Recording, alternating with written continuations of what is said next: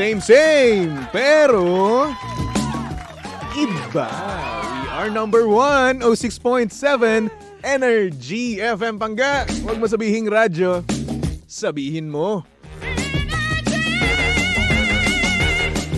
Good morning Luzon, Visayas at Mindanao, Metro and Mega Manila. At syempre good morning din sa napakaganda, napaka-sexy ang babaeng na-miss ko. Oy!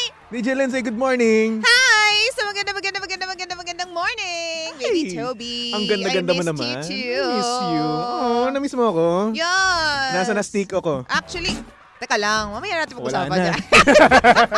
Sandali, sasabihin ko nga sana na panaynood na lang ako ng mga stories mo. O bakit? Wala, kung ano nung ginagawa mo, nakahilata ka dun sa bahay mo. Alam mo, ganyan. natutuwa ako dahil nga naman nakita ko yung another part of myself, no? Na naman? During this long weekend. Dami namang parts ng self Siyempre mo. naman. Oh. Diba kapag tayo gumagawa ng mga kung ano-ano man, no, na something na bago, no? Oh. Talagang nakikilala mo talaga yung sarili mo. Ay, anong meron? Oo, eto na nga, nakilala ko ng sarili ko. Nanonood na ako ngayon. Ng rom-com. Ng comedy at the same time romantic, ganun. Hello, Love story, nanonood ganun. ka kaya ng Friends? Yes, Friends. Iba naman kasi yung Rom-com Friends. yun na. Romantic comedy. Pero ito talaga, love story talaga to. Nanonood ako. Ano yan? Yung Filipino drama, hindi naman drama, love story, ganun. Yung tipong Katniel, ayan. Hindi naman ako nagtataka dahil fanatic ka ni Catherine Bernardo. Hindi naman sa fanatic, no? Hindi ko siya pinapanood matagal na. Oo. So ayun, pinanood ko siya. Kilig na kilig parang eh. na-curious lang naman ako na wala na kasi mapanood eh. Oo. Mapa-English man or Tagalog man na gusto ko, parang yun at yun na lang din. Naku, manood ka ng balita. Maiinis ka. Ayoko ng balita. Kaya Naku. nga Kaya so ngayon, since ayoko rin naman mainis yung yung dugo ko, na ma-stress, no? Eh di manood din lang ako ng movie, di ba? Totoo. Kasi ito, hindi ko inaasahan na magugustuhan ko rin naman pala. In fairness. Oo. Oo. And to the point na meron din ako napanood, no? Hindi naman siya Katniel, no? Ano siya, Paolo Avellino naman. Paolo Avellino tsaka Kylie Versosa. Bago siya ngayon sa Netflix, by the way. Elevator. Elevator yung yung title. Talaga? Hindi ko pa nakita. Napanood ko siya, tapos meron dong sinabi si Paolo Avellino na tinamaan ako. Ay, ano yun? Oo, gusto mo yung quote ko? Ano nga? Sabi ni Paolo Avellino, ganito, kapag, teka nga, meron akong may kodigo Ay, ako nako! Nanonood, hindi sinasa Hoy, puso, hoy, hoy. hindi sinasa buhay. Wala akong tulog ngayon. Oh. So yung utak ko medyo sige, naglalag, ano yan, di ba? Ano yan? Eto sabi dito ni Paolo Avellino. Kapag hindi ka na busy, Oh. kapag oras na ng huminga Oh. at magpahinga, Oh. nakakalungkot din mag-isa. Oh. Sakit par! Hindi kasi yung mga ganyan tao, yung mga hindi sanay mag-isa. Oo, ako. Oh. O bakit di naman talaga ako sanay Mag-isa? Oo. Tibay ng mukha mo. Ano ka kaya? Introvert ka kaya? Oo, pero Huwag ka ngang ano dyan. Ito baka sabay lang kay Paolo Avellino. Hindi. Ang sinasabi niya kasi, di ba? Oo. Ang ano kasi doon, ang nangyayari kasi doon, no? Puro siya trabaho. Oo.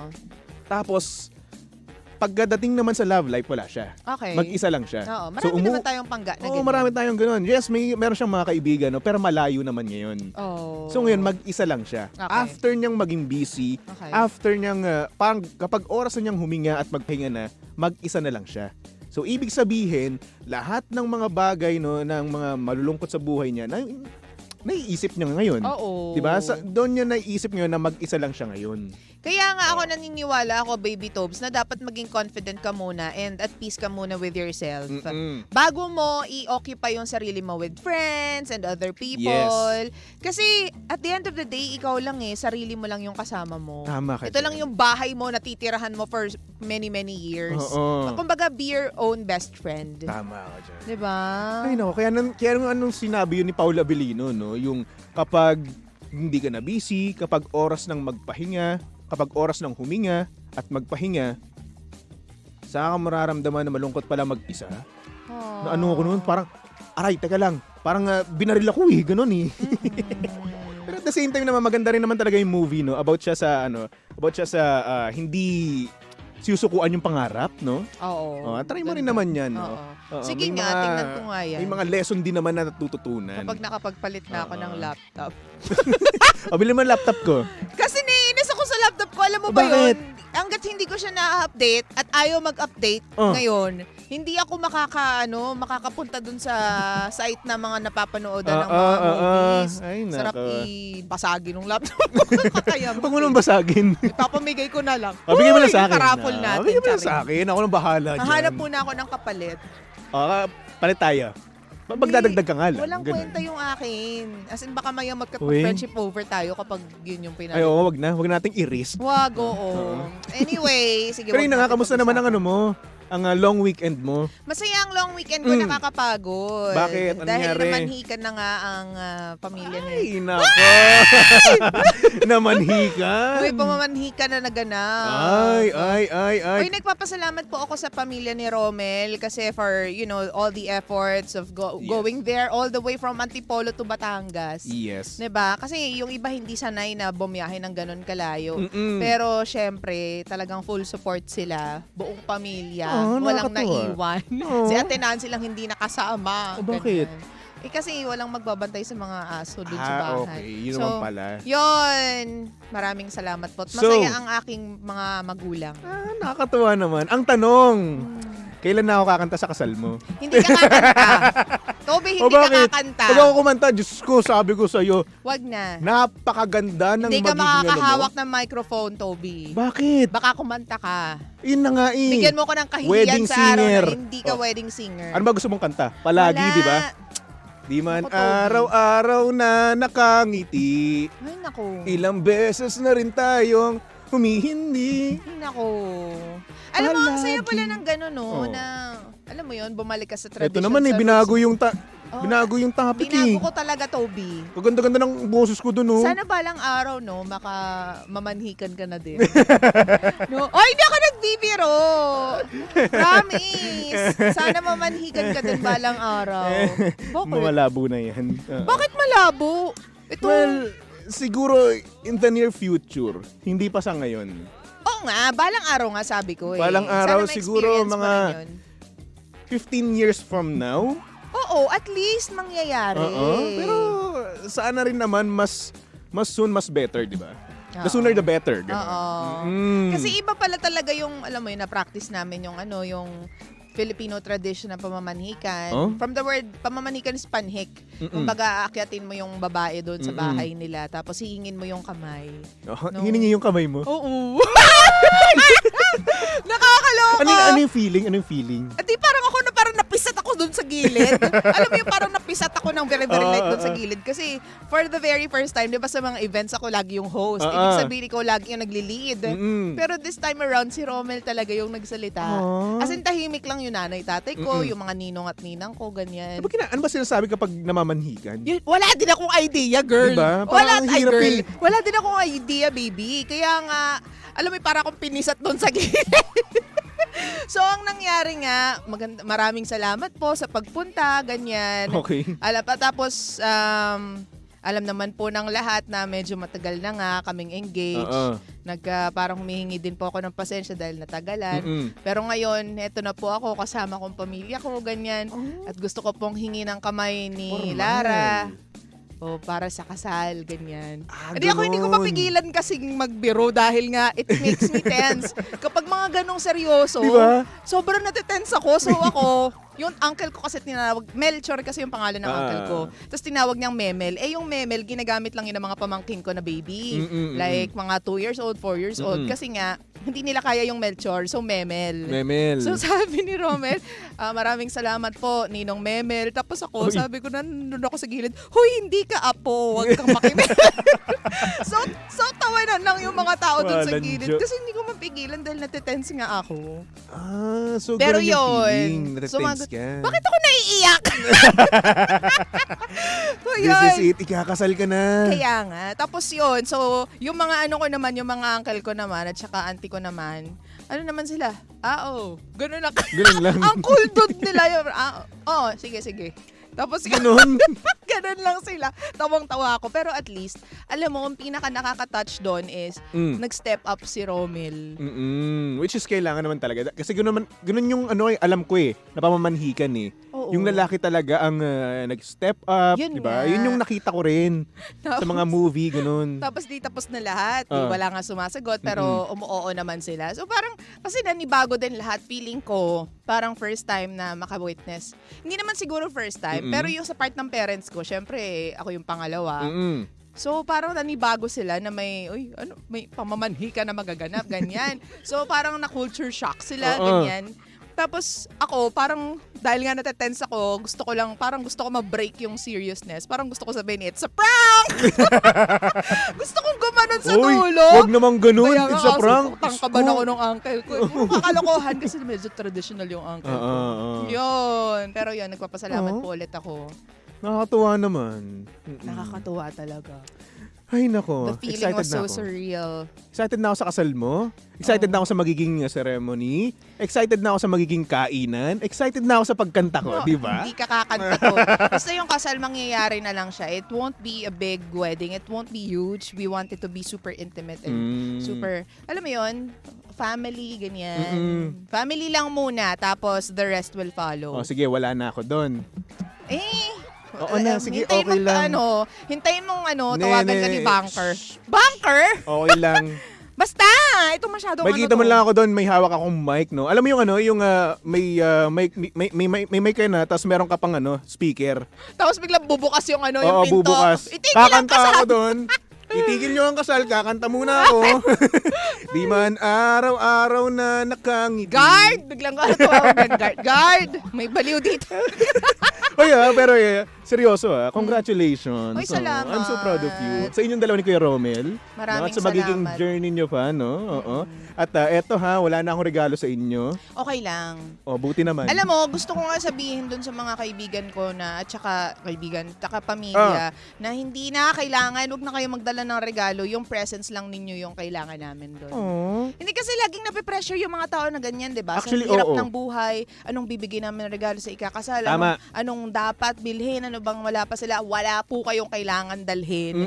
Yung presence nyo lang talaga. And again, magpapasalamat din ako sa pamilya ko for welcoming Romel's family and for accepting them with warm hands. Ganyan. And embracing them, ganyan. Lalo na yung nanay ko at saka tatay ko. Congrats. Oo, yung mga magulang ko, maraming salamat, Mapa. Charing. Ang arte, ganun din naman. Ganun din naman. Yung setting. Ay nako. Oy, congrats Oo. Hoy, maraming salamat. Magre-regalo ako sa iyo ng isang Yung may gusto napakaganda. May gusto ko regalo to. Bakit ba ayaw mo nun? Ayoko nun. Ano ba yun? Tatampalin kita. Ano ba yun? Kasi Ano? yung magpo-photog. Mapapagod ka. Ay, hindi. Wag na yun. Hindi! May iba. Hindi na yun. Hindi na ka yun. kakanta kasi wag mong ipilit. Talent ko, ayaw mo. Ay, mas talented ka pagdating doon sa part Hindi. na yon. Gusto ko i-workout tong Gusto ko Hindi. practice makes Sinasabi perfect, ko na nga diba? sa'yo, wala. Walang Sabi nga nila, kapag pagkakataon. pangit yung boses mo, kailangan mong hasain yan. Hasain na lang kita. Yung leeg mo na lang kaya hasain ko. Nakakalok. Hindi, pero naman? yun nga. Hindi, joke lang ha. Yun. So, again, wala kayong kailangan ibigay. Wala kayong kailangan dalhin. Yung presence nyo lang. Kasi una sa lahat, Importante amin. sa birthday, sa binyag, sa kasal, napakahirap mag-isip ng iriregalo mo. Kaya nga. Di ba? Ano ba, ito ba kailangan nila? True. Kasi naisip ko kasi kapag kasal yung mga pang pamilya na talaga di ba? Oo. Like for example, microwave, plato. Plato. Gusto mo yung plato. Gusto Well, mo yung plato, tama nga baby. naman, di ba? Oo. Plato nga naman talaga, pang start Baso. ng family, di Kaya ba? nga. Ganun yung karaniwan na na binibigay sa kasal. Oo. May mga plato rin naman, baka mamaya pag binili namin to, hindi nyo naman gamitin. Bakit? Kasi ayaw mo ng design, Hoy, di ba? grabe ka naman. But we will always appreciate yung mga ganyan. Yes. Kasi syempre, e-effortan nila. Pero yun nga, wag na lang. Okay lang kami. Yung presensya lang talaga yung gusto namin. Or kung gusto nyo naman magbigay talaga ng regalo, ako na lang po tatanggap, okay? Ganon. Tama. Since ayaw naman ni DJ Lindsay na tanggapin yung sinasabing regalo, di ayaw ba? ko. Ako na lang tatanggap, bigay nyo lang sa akin, tatanggapin ko Napaka yan. mo, hindi ko sinabing ayaw ko. Ang sinasabi ko, hindi naman kailangan at hindi naman kayo obligadong magdala. Or gusto mo, di ba? Para ano lang, atin lang, di ba? Hmm. Oh, sa kanya lang binigay. Huwag nyo lang dito kay DJ Lindsay. Hoy, hindi ka magiging Oo. ganid. Diba? Yung Atin presence lang lang to, talaga. Kasi ganyan yun talaga yung experience ko. Laging napapressure yung mga a-attend ng kasal. Oo. What to bring, anong gusto nila, anong kailangan nila. Mm-mm. Yung presensya nyo lang po talaga. Pero ano Yun ba lang yung talaga. para sa'yo, no, kapag ikaw kakasal, ano yung tema ng iyong kasal? Disney princess ba? Wala akong ganyan kasi, Wala? Topsy. Oo nga pala, nonchalant ka. Wala talaga. As in, kaya nga nung dati tinanong anong ni Romel ko, anong dream wedding ko. Wala akong masagot sa kanya kasi hindi talaga ako maganyan. Kasi sa araw-araw na ginawa ng Diyos na nag-e-event ako, wala na akong maisip. Kumbaga nakita ko na yung pinakamagandang wedding siguro. Nakita ko na rin yung pinakasimple. And ako gusto ko lang ng relax na wedding. Gusto mo, para maiba naman, no? Tarzan and Jane. Oh! Nakabahag si Kuya Romel. Kakasabi ko lang, ayoko Tapos ng ikaw, mga ganyan. nakadahon ka. Wala Ganon. lang yung simple lang. Wala lang, ganyan. Parang nga, kakaiba eh. Hindi ko kailangan ng kakaiba. Gusto ko lang maikasal sa taong mahal ko. Sana all! Huwag kang Sana ganyan. all ikakasal Hindi mo sa taong kakayanin. mahal. Sino ka dyan? Sheesh. Sheesh! O, diba? Ay, nako. Maraming salamat po. At sa lahat ng mga nag-comment doon sa pinost kong photo, hindi pa ako nag-post kasi doon sa Baby Toby, doon sa page ko. Oh, pero Wala alam lang. na. Pero Alam na nag-post nila. na ako sa Instagram. Instagram naman pala. Ayun. So, thank you. Thank you sa lahat po ng bumati, sa lahat na nag-like. Sa mga hindi natutuwa, wala akong pake. Charing lang. Grabe, wala naman pa. Charing, joke Oy, lang. dahil masaya ka ngayon, no? Manlibre ka naman. Kapag daw Ano masaya, bang gusto kailangan mo? daw ilibre. Kakasabi mo lang na hindi pa ubos yung sweldo mo. Uy, ubos na. May makukuha lang talaga ako, pero ubos O na may yung makukuha ka. Ikaw yung manlibre. Uy. May makukuha Hoy, ka, diba? hoy. Buti FYI nga ikaw, ha. ang dami mo nakukuha dyan, oh. FYI, next week, September na. September na. Whenever I see girls Diba? and boys. Grabe, ang bilis ng panahon, no? Isipin mo, next Sunday, Hmm. September 1 na. Kaya nga. Par. September 1. Ibig sabihin, bare months na naman. Hmm. Eto na makakanta na naman si Jose Marichan. And at the same time, magpapasko na naman at magbabagong taon na naman. Oo.